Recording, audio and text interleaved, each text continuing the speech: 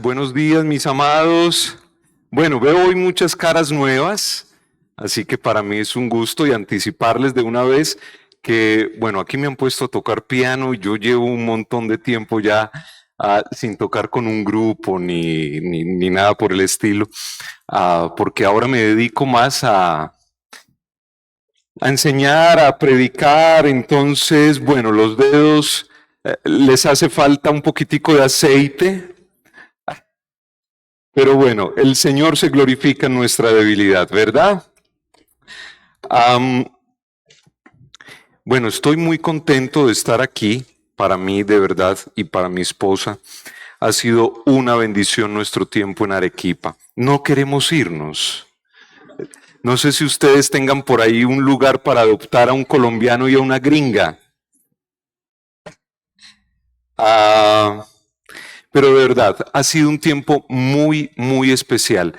Quiero agradecerles en nombre también de mi esposa, a todos ustedes por tan calurosa bienvenida en medio de tanto frío, por la comida tan rica, por las familias que nos han recibido en sus casas.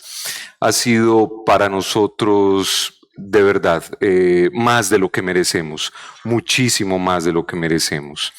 Ustedes desde que nos avisaron hace como un mes o nos invitaron desde hace como un mes, están en nuestras oraciones cada día y ahora que los hemos conocido, pues con mayor razón estaremos con ustedes orando. De verdad, no es un cliché cristiano, estaremos orando por ustedes cada día y quiera el Señor que esta no sea el debut y la despedida, pastor. Y que podamos, quiera el Señor, volvernos a encontrar algún día, ojalá antes de vernos en el cielo. Les ruego por favor que nos encomendemos una vez más al Señor. Padre bueno, gracias por este tu santo y glorioso día. Gracias, Señor, porque en este día nos concedes la bendición, el gozo, el deleite, la oportunidad indecible, indescriptible de reunirnos para adorarte como un solo cuerpo. Gracias, Señor, porque si no fuera por tu Hijo, hoy mismo tu santidad nos hubiese consumido. Padre, hemos pecado contra ti. Hemos pecado de muchas maneras contra ti. Hemos pecado con nuestros pensamientos, con nuestros ojos, con nuestras palabras, con nuestros actos, incluso con lo que hemos oído cuando debimos haber cerrado oídos.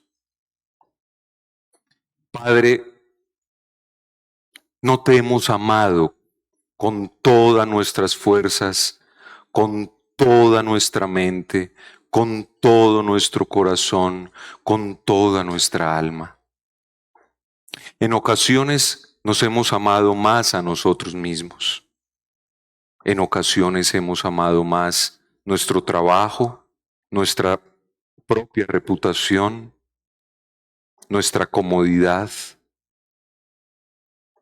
Padre, en ocasiones tú no has sido ese tesoro por encima de todos los tesoros. Perdónanos, Padre.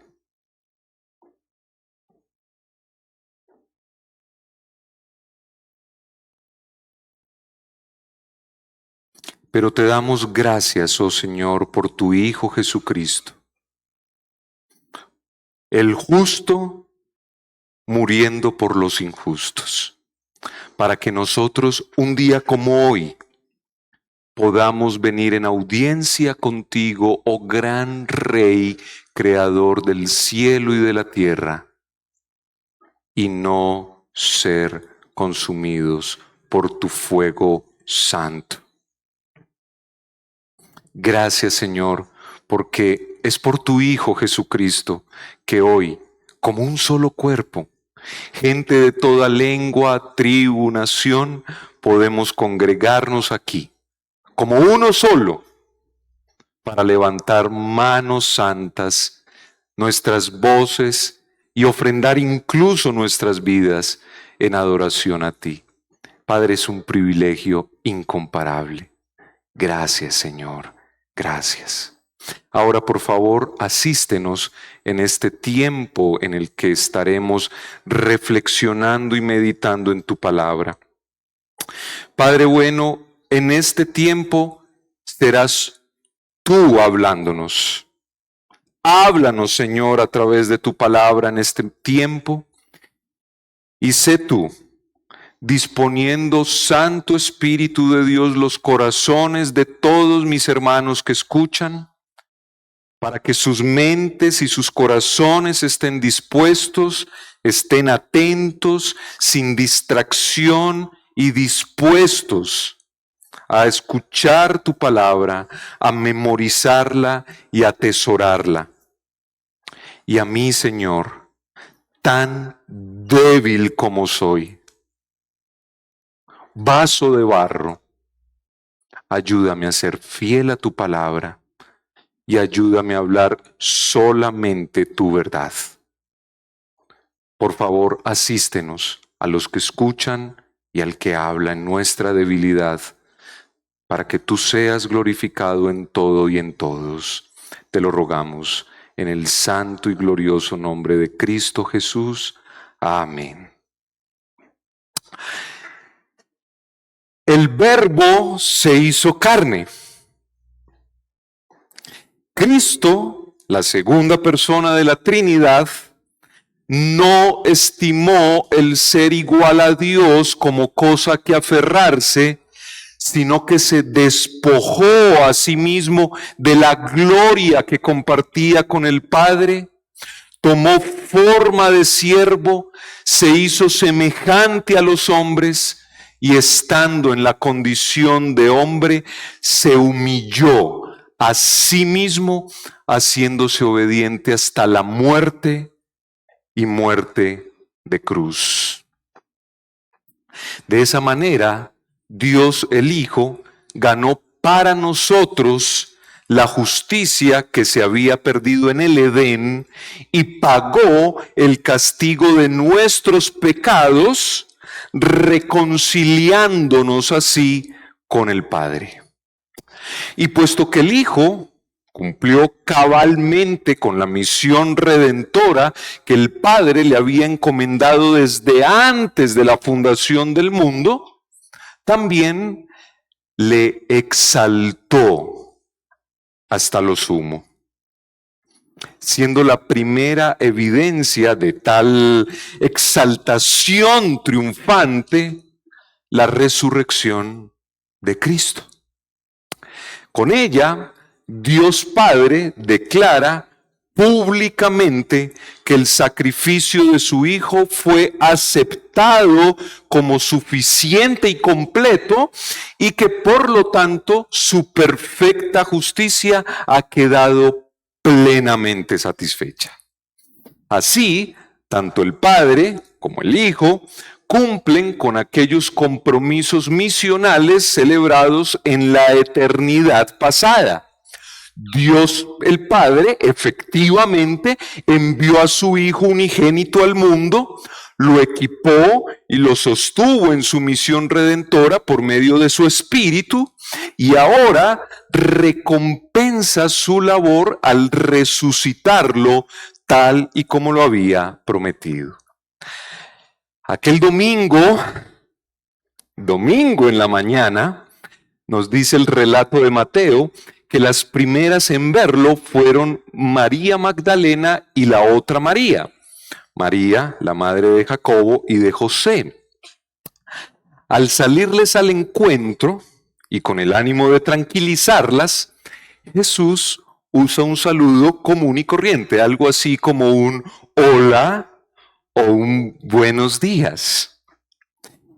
Ellas, al verlo, lo reconocen inmediatamente, se postran delante de él, abrazan sus pies y lo adoran. Es realmente Jesús, aquel con el que caminaron por tanto tiempo, su Señor viviente y resucitado. Entonces, dice el versículo 10 de Mateo 28, Jesús les dijo: no teman, vayan, avisen a mis hermanos que vayan a Galilea y allí me verán. A pesar de que sus discípulos, excepto Juan, lo habían abandonado durante su pasión, Jesús se refiere a ellos como mis hermanos. Él los considera como miembros de su familia, herederos de Dios y coherederos con Él. Así pues, los 11 discípulos se fueron a Galilea, al monte donde Jesús les había ordenado, y con este episodio, la historia de la resurrección llega a su clímax. Allí, el Cristo resucitado va a comisionar a sus discípulos para el ministerio apostólico global. De modo que la exaltación de Cristo marca el comienzo de la misión mundial de la Iglesia. De ahí que nuestra última sesión de esta conferencia se titule Una gran comisión. Y para meditar sobre este precioso tema, reflexionaremos en el conocidísimo mandato dado por Jesús a sus discípulos, registrado en Mateo, capítulo 28, versículos 16 al 20. Y estudiaremos en esta porción bíblica, o veremos en ella, 3 encabezados. Veremos, en primer lugar, el autor de la Gran Comisión. ¿Quién es el autor de la Gran Comisión? En segundo lugar, consideraremos el objetivo triple de la Gran Comisión. Y en tercer lugar, meditaremos en la garantía de la Gran Comisión. El autor, el objetivo triple y la garantía de la Gran Comisión. Pasemos pues a considerar nuestro primer encabezado, el autor de la Gran Comisión. Leemos en los versículos 16 al 18 de Mateo 28. Pero los 11 discípulos se fueron a Galilea, al monte donde Jesús les había ordenado, y cuando le vieron, le adoraron, pero algunos dudaban. Y Jesús se acercó y les habló diciendo: toda potestad me es dada en el cielo y en la tierra. Los 11 discípulos, de acuerdo con la instrucción que Jesús les dio a las mujeres, llegan a Galilea y más específicamente al monte donde Jesús les había ordenado. Y es que si ustedes recuerdan, fue en un monte en que Jesús llamó a sus discípulos. Fue en un monte donde les entregó su más conocido sermón, que titulamos precisamente el Sermón del Monte. Y es en un monte donde ahora Él va a despedirse de ellos. Cuando los discípulos ven a su maestro resucitado, nos dice Mateo que al igual que las mujeres, estos inmediatamente se postran delante de Él para adorarlo. Y en este punto cabe destacar el hecho de que estos hombres eran judíos de pura cepa. ¿Tienen esa expresión también aquí, de pura cepa? Bien, y lo que eso significa es que jamás se postrarían a adorar a alguien que no fuera Dios. De manera que al registrar estos detalles, Mateo quiere sellar en las mentes de sus lectores que quien está frente a los discípulos no es simplemente un ser humano que ha retornado de la muerte a la vida, sino el mismísimo Dios hecho hombre. Pero Mateo agrega otro detalle a su conmovedora narración, y es la duda de algunos de los que están allí. Y esta duda no quiere decir que su fe no fuese sincera, sino que al ver a Jesús han quedado perplejos.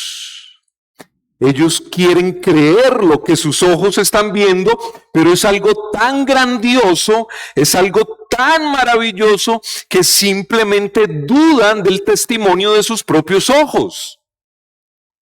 Lucas, en su relato de la resurrección, dice que los discípulos todavía no lo creían a causa de la alegría y porque estaban asombrados. O sea que la razón de esa duda no fue incredulidad, fue asombro, fue alegría, fue gozo. Así pues, en medio del desconcierto de los unos y la adoración de los otros, el Señor se acerca a sus discípulos y les anuncia su soberana y absoluta autoridad sobre todo lo creado, diciendo: toda potestad me es dada en el cielo y en la tierra. De esta manera, el evangelio que comenzó afirmando que Jesús es del linaje real de David, que fue reconocido por los magos como el rey de los judíos cuando tan solo era un infante, y que fue crucificado como el rey de los judíos, ahora nos dice que, habiendo sido resucitado por el Padre, ha recibido de él completa autoridad sobre toda la creación.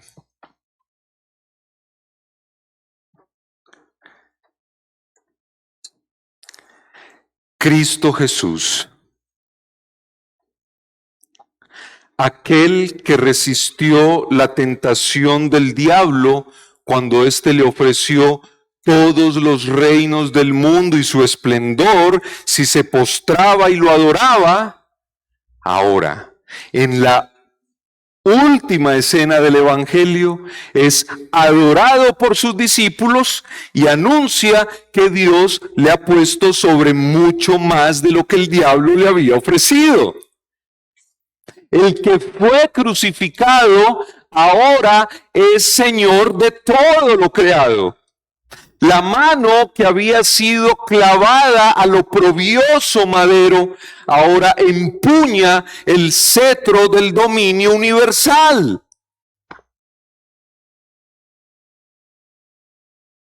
Claro, Jesucristo siempre ha tenido toda autoridad, pero ahora está hablando de su potestad como cabeza de la nueva humanidad. Es decir, por cuanto Dios Hijo es igual a Dios Padre en divinidad, poder y gloria, toda autoridad ha sido, es y será esencialmente suya.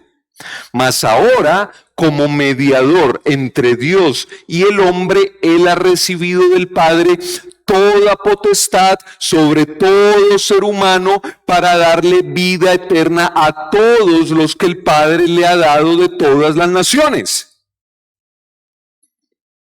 Así que su autoridad en el cielo es la restitución de la gloria que Cristo tenía con el Padre antes de que el mundo existiera, mientras que su potestad en la tierra es la coronación de su derecho absoluto a señorear sobre el mundo por el que Él se ha sacrificado a fin de llevar a cabo la extensión de su reino.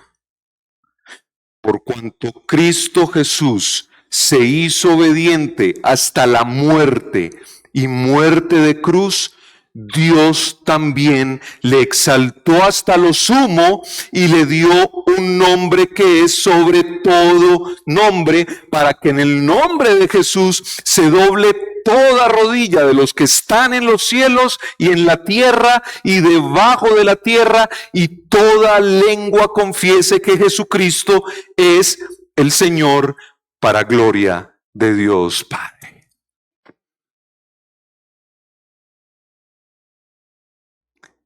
Si el Salvador se humilló a sí mismo, Dios le exaltó hasta lo sumo.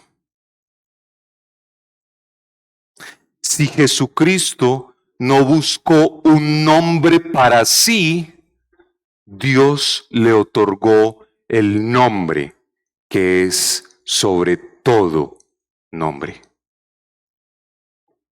Dios el Padre quedó tan absolutamente satisfecho con la obra redentora de Dios el Hijo que determinó que toda rodilla se doble ante Él. No significando esto que todos los hombres vayan a salvarse, sino que aquellos que no doblen sus rodillas con buena disposición, ahora un día se verán obligados a hacerlo. En otras palabras, los que no quieran ser reconciliados en el día de su gracia serán subyugados en el día de su juicio. Mis hermanos, tan grande es la gloria de nuestro Señor y Salvador Jesucristo que todos, sin excepción alguna, le rendirán homenaje algún día, quiéranlo o no.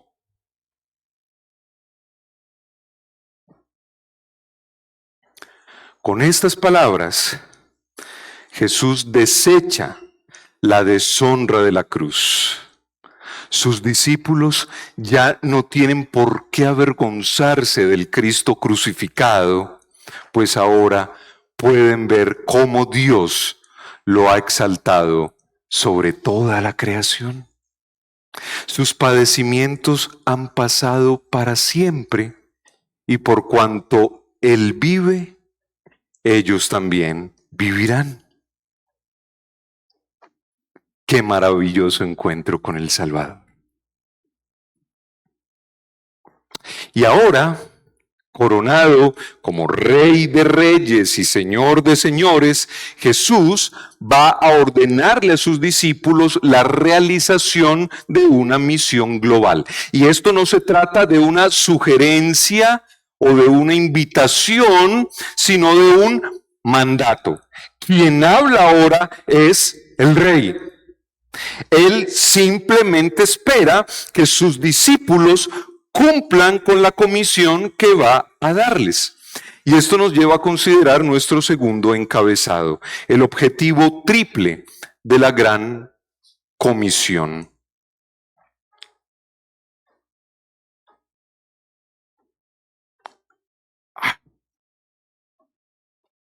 Ahora, leemos en los versículos 19 al 20a. Por tanto, id y haced discípulos a todas las naciones, bautizándolos en el nombre del Padre y del Hijo y del Espíritu Santo, enseñándoles que guarden todas las cosas que os he mandado. Aunque la gran comisión es una sola, tiene tres elementos: hacer discípulos, bautizarlos y enseñarles a guardar todo lo que Cristo ha mandado. Sin embargo, estos dos últimos elementos, bautizar y enseñar, están subordinados al primero, por lo que la idea central de la gran comisión es hacer discípulos. Esa es la idea central, hacer discípulos. Y la pregunta que naturalmente surge en este punto es: ¿qué es ser un discípulo de Cristo? Bueno, ser un discípulo de Cristo es entrar en una relación personal y salvadora con Él por medio del arrepentimiento y la fe, y seguir tanto sus enseñanzas como su ejemplo. En otras palabras, ser un discípulo de Jesucristo es vivir sus enseñanzas, no solo conocerlas. De ahí que el discipulado implique mucho más que transmitir conocimientos. Claro, la verdad y la voluntad de Dios deben ser proclamadas al mundo, ya que los pecadores necesitan escuchar acerca de su propia condición perdida, de la persona de Dios, de su plan de redención, de su amor, de su ley, etcétera, etcétera. Sin embargo, para que alguien llegue a ser un verdadero discípulo de Jesús debe poner en práctica la verdad aprendida. Debe tallarla en su corazón, en su mente, en su voluntad. En otras palabras, su teología tiene que bajar a su corazón. No puede quedarse en meros datos, en mera información intelectual. Tal y como Jesús les dijo a los judíos que habían creído en él, si ustedes que permanecen en mi palabra, verdaderamente son mis discípulos. Así que un verdadero discípulo es todo aquel que se entrega de manera real y completa al Señor Jesucristo. Así pues, los 11 discípulos deben seguir el ejemplo de su maestro, aquel que durante su tiempo con ellos no solo les enseñó la verdad acerca de la gloriosa misericordia de Dios, sino que también estableció una relación personal con cada uno de ellos a fin de proporcionarles una formación práctica en cada área de sus vidas y fortalecerlos en su compromiso con Dios y con su voluntad. Solo que ahora ellos deben cumplir con este mandato más allá de los límites geográficos de Israel. O sea, en todas las naciones de la tierra. Y es que si Jesús ha recibido del Padre toda potestad en el cielo y en la tierra, entonces su señorío debe ser proclamado en todas las naciones para que en todas ellas haya más y más discípulos que lo confiesen como Señor de todo y de todos.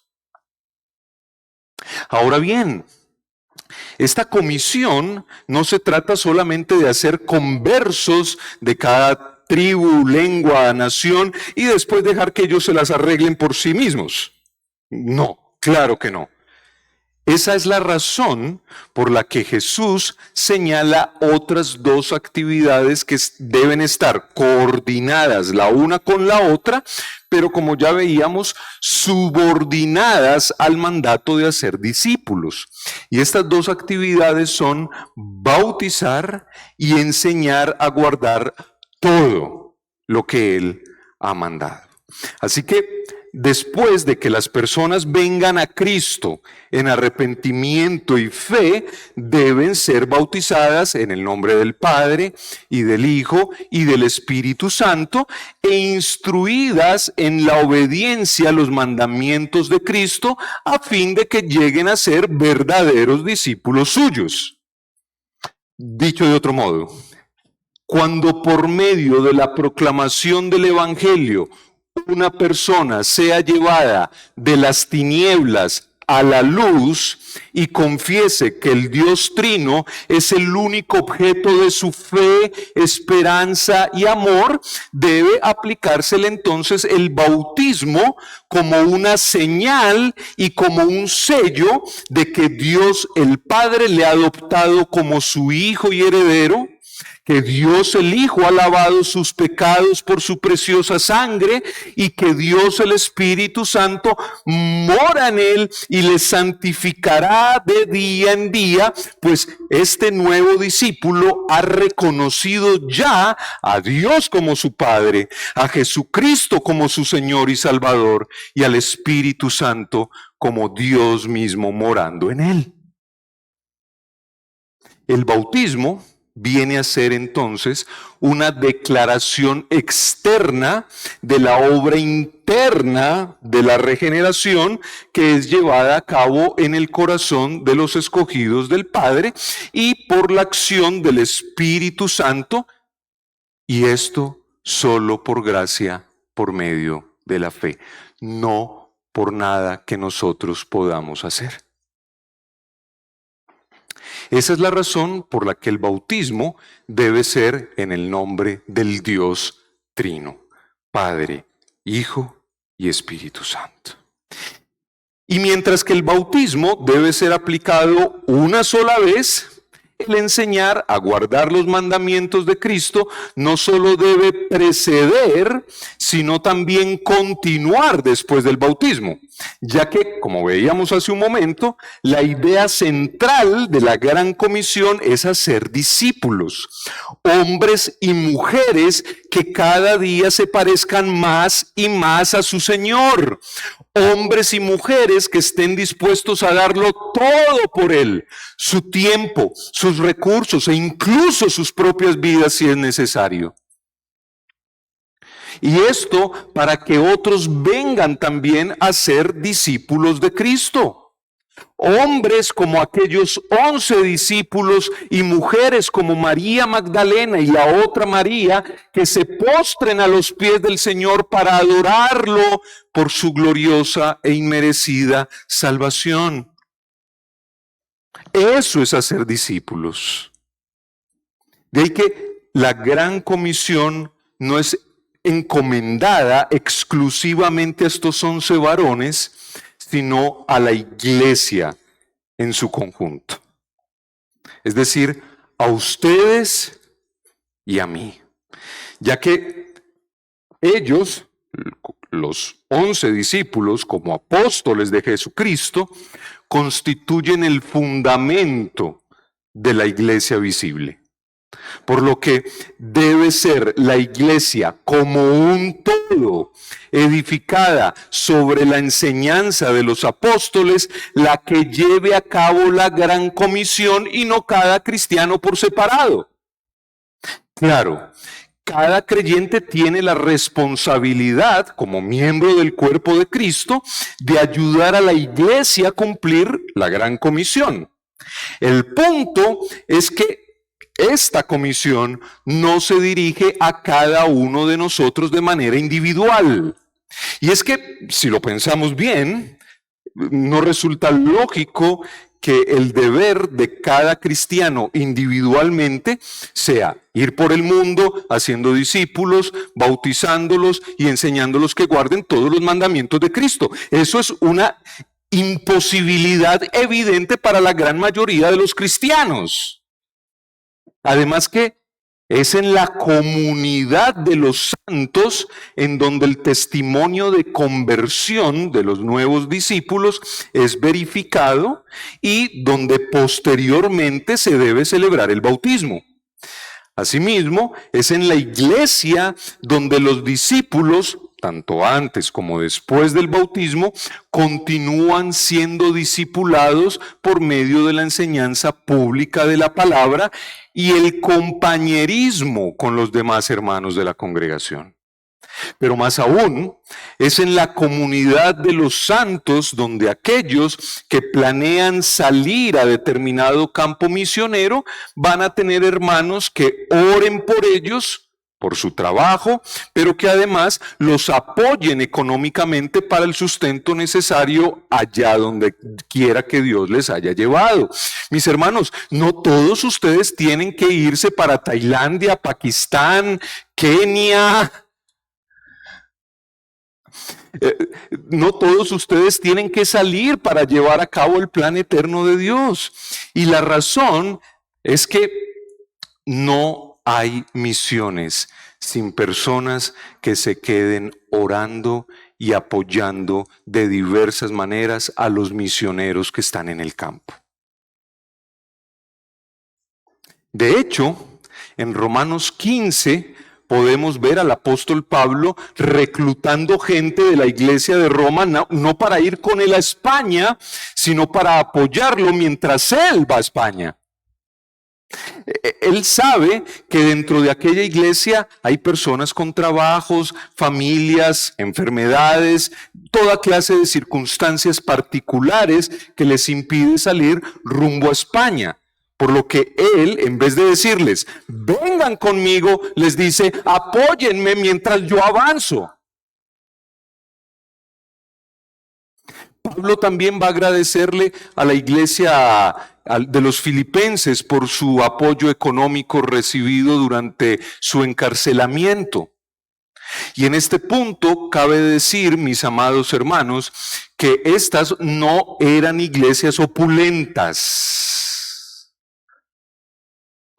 Porque yo entiendo que estamos hablando en un contexto latinoamericano de las misiones, donde quizás podemos pensar que las iglesias no tienen un músculo financiero como el que tienen las iglesias en los Estados Unidos o las iglesias en Europa, y quizás es cierto.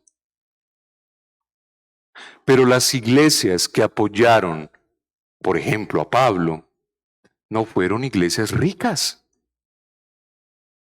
No fueron iglesias de personas millonarias, de grandes empresarios. Seguramente había entre ellos algunas personas acaudaladas, pero en términos generales eran comunidades muy humildes, que de lo que tenían daban para apoyar la extensión del reino. Ellos estaban comprometidos desde sus posibilidades con el mandato de Cristo.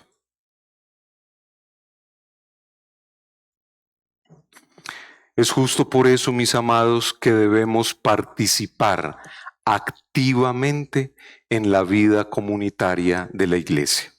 No solo para satisfacer nuestras propias necesidades espirituales, que las tenemos, sino también para equiparnos y motivarnos mutuamente para llevar a cabo juntos la gran comisión dada por nuestro Señor Jesucristo.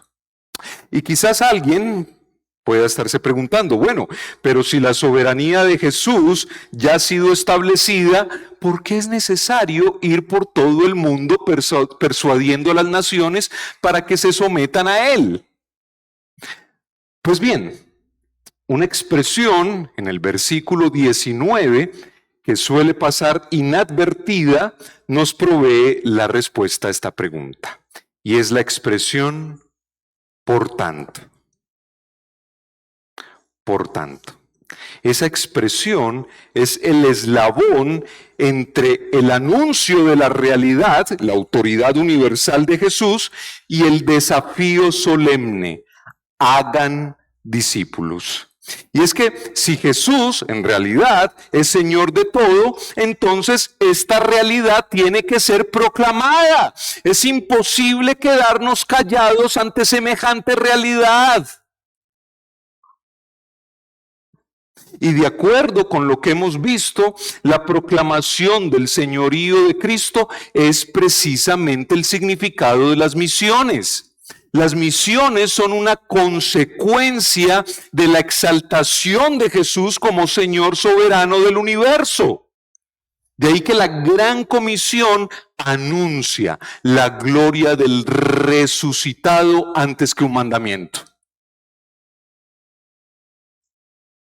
La razón por la que debemos ir a todas las naciones, mis hermanos, no es porque le tengamos lástima a los que se pierden, o porque nuestra cultura sea superior, o porque tengamos algo que enseñarles. No, la razón última de nuestro ir y hacer discípulos es el señorío universal de Cristo. La meta de Jesús al darnos esta comisión es que su nombre sea exaltado y honrado entre todos los pueblos de la tierra, pues cuando el Hijo es honrado, el Padre es honrado. Cuando toda rodilla se doble delante del nombre de Jesús y toda lengua confiese que Jesucristo es el Señor, como leíamos ahora en Filipenses 2, esto será para gloria de Dios Padre.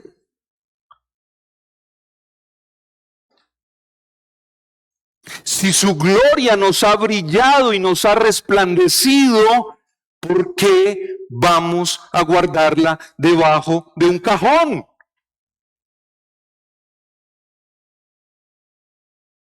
De hecho, Cuando se acercaba al final de la vida de Pablo y los hermanos que estaban con él le advirtieron que no fuera a Jerusalén, el apóstol les respondió diciendo: ¿qué hacen llorando y quebrantándome el corazón? Porque listo estoy no solo para ser atado, sino también a morir en Jerusalén. ¿Por qué? Por el nombre del Señor Jesús. Para Pablo, la gloria del nombre de Jesús y su reputación en el mundo eran más importantes que incluso su propia vida. Un pastor sudafricano lo expresó de la siguiente manera: mientras buscamos descubrir por qué con millones de cristianos el verdadero ejército de Dios que está luchando contra las huestes de las tinieblas es tan pequeño, la única respuesta es falta de corazón. Falta el entusiasmo del reino. Y eso se debe a que hay muy poco entusiasmo por el Rey.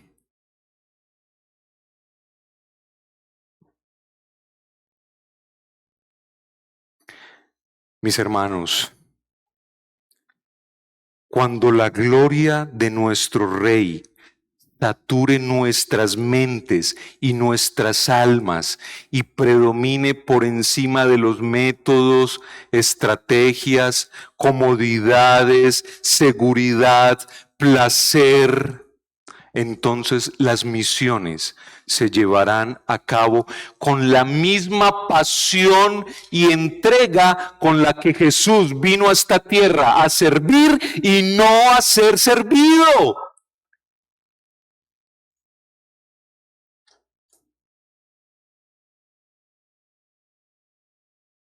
Pero todavía estamos muy cómodos, que queremos vivir un cristianismo muy light. Todavía pensamos demasiado en nosotros mismos. Todavía nos miramos demasiado al espejo.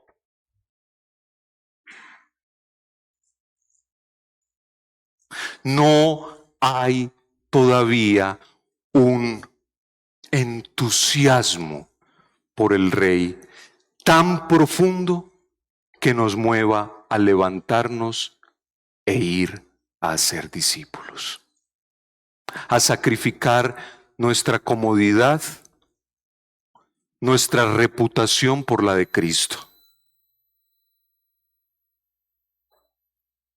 Es más, la gloria de Dios no es solo la verdad que estamos llamados a proclamar, sino también la verdad que nos va a sostener mientras la proclamamos.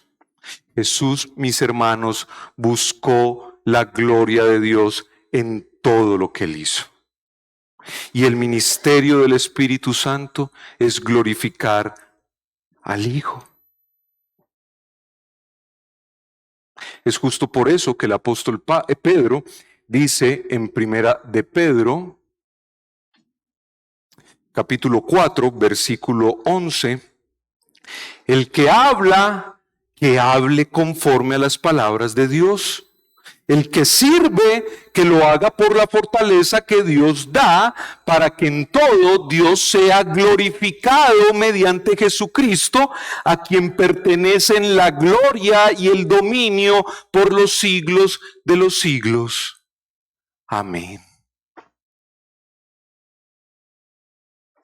Mis hermanos, si lo que somos, lo somos por la gracia de Dios, entonces ni siquiera nuestras vidas nos pertenecen. Mis amados, la historia de la redención, he insistido durante estos días, no es literatura, no es una historia bonita, es una realidad. ¿Estás convencido de ella? ¿En serio estás convencido de que ibas camino al infierno, pero que el Hijo vino y murió por ti para que tú pudieses disfrutar de algo que no merecías por toda la eternidad? Entonces, ¿por qué tu corazón no arde?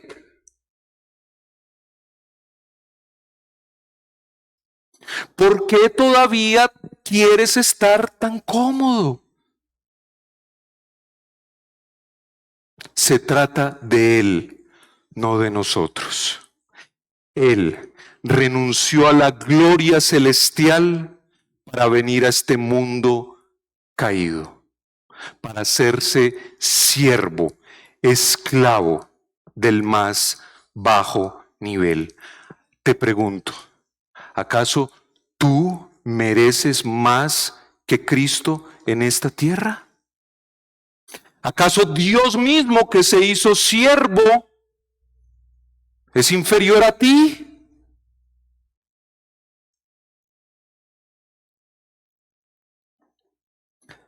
Mis amados, como vimos en las sesiones anteriores, los que están bajo el juicio divino lo están por deshonrar la gloria de Dios, por cambiar la gloria del Dios incorruptible por una imagen de esta creación corruptible. De ahí que el primer llamado a todos los hombres en todas las naciones es que se arrepientan por tratar de usurpar la gloria que solo Dios merece y por buscar su gozo no en el Creador, sino en la creación. Mis hermanos, Jesús no es una mera adición que busca mejorar las condiciones de vida de las personas. Él es el soberano y misericordioso creador de todo lo creado. Es por eso que comenzamos este congreso misionero diciendo que un sentimiento de compasión por personas que no conocemos no debe ser la motivación principal para involucrarnos en la gran comisión, ya que las personas, nuestros discípulos, tarde o temprano nos defraudarán. Los sentimientos disminuirán y las circunstancias difíciles no van a faltar. Por lo que el fundamento de nuestra motivación misionera debe ser una roca fuerte y sólida, y esa roca no es otra que el Dios Trino. Pero que Dios y su gloria sean la razón principal no significa que sea la única. De ahí que ambas motivaciones, Dios y su gloria y la compasión por las almas perdidas, en ese orden, deben caminar juntas si no queremos terminar en un extremo o en otro. Ambas deben caminar juntas. Y para que ni los 11 discípulos ni nosotros nos sintamos desbordados o desanimados frente a la magnitud de tal comisión, porque créanme, mis hermanos, lo que yo estoy diciendo, yo soy el primero en decírmelo. Así que yo soy el primer confrontado. Pero para que no nos sintamos desbordados, Cristo Jesús, el Rey soberano sobre cielo y tierra, va a pronunciar las palabras más consoladoras, más fortalecedoras, más alentadoras y más santificadoras que podamos imaginar. Y con estas palabras damos paso a nuestro tercer y último encabezado: la garantía de la gran comisión. Leemos en la parte B del versículo 20. Y he aquí, yo estoy con vosotros todos los días hasta el fin del mundo. Amén. Amados, su presencia es el único recurso esencial para cumplir con la gran comisión. Jesús les asegura a sus 11 discípulos y a nosotros hoy que mientras obedezcamos su mandato misionero podemos contar con su presencia personal. Él promete que por su espíritu hará morada especial en el interior de cada uno de sus siervos. Es el Espíritu Santo quien capacita a la iglesia para la misión y para el discipulado. Es también el Espíritu de Cristo quien efectúa en la comunidad global de creyentes la reconciliación con Cristo, rompiendo barreras culturales, étnicas, económicas, religiosas. Es el Espíritu Santo quien está haciendo misión incluso antes de que vayamos, preparando los corazones y las mentes de los escogidos del Padre para que ellos reciban el mensaje de Cristo. Así que ni los 11 ni nosotros saldremos solos y sin auxilio, pues en todo nuestro servicio, tanto los que van como los que se quedan orando y apoyando, el compañerismo de Cristo estará con nosotros y se hará evidente por su Espíritu. ¿Somos débiles? Sí y amén, pero nuestra fortaleza está en que Cristo prometió acompañarnos cada día de nuestras vidas. Mis hermanos, es con la seguridad y fortaleza que provienen de su presencia que podemos llevar a cabo la tarea misionera global de hacer discípulos que aprendan a obedecer todo lo que Jesús enseñó. Él promete estar con sus siervos todos los días, los tristes, los alegres, los fáciles, los difíciles. Estoy tan emocionado que hasta la lengua se me trabó ya. Los días de lágrimas, los días de sonrisas, los días de éxito, los de aparente fracaso, los de enfermedad, los de salud. Él promete estar con nosotros cada día. ¿Hasta cuándo? ¿Hasta que Él venga en gloria o hasta que nosotros vayamos a Él en victoria para estar a su lado para siempre? ¿Podrá haber un mayor consuelo para nuestras almas?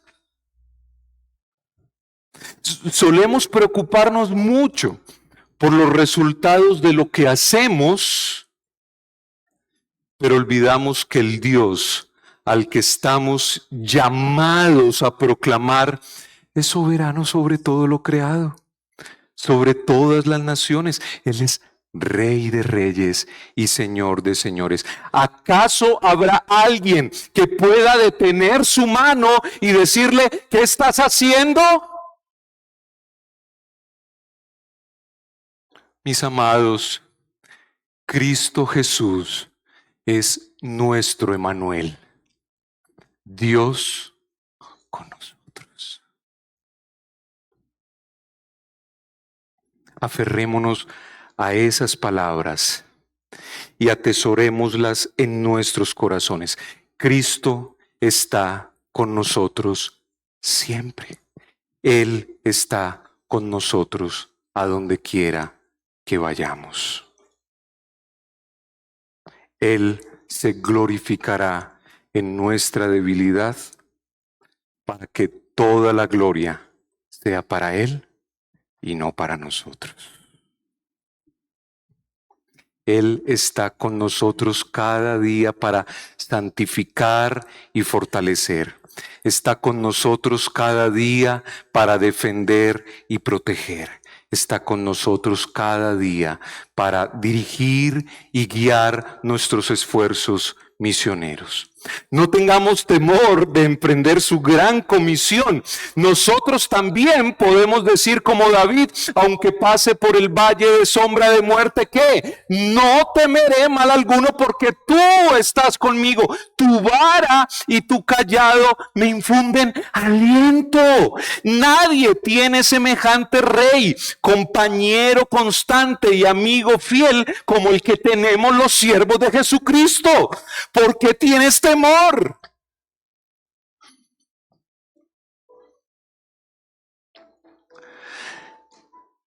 Como hemos podido ver durante estos 4 días de conferencias, Dios es el protagonista de la misión, no nosotros.